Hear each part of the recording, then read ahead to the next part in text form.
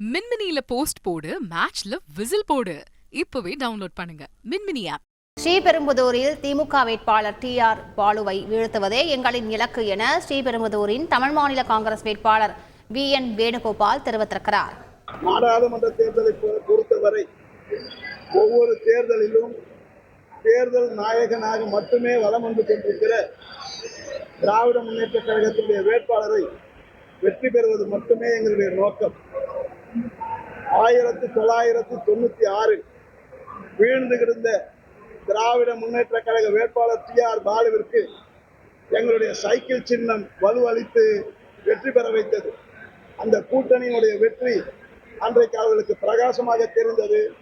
அதே சைக்கிள் சின்னம் இன்றைக்கு அவர் வீழ்வதற்கு காரணமாக இருக்கும் என்பதை உங்களிடத்தில் தெரிவித்துக் கொள்கிறேன். மின்மினியில போஸ்ட் போடு, மேட்ச்ல விசில் போடு. இப்பவே டவுன்லோட் பண்ணுங்க மின்மினி ஆப்.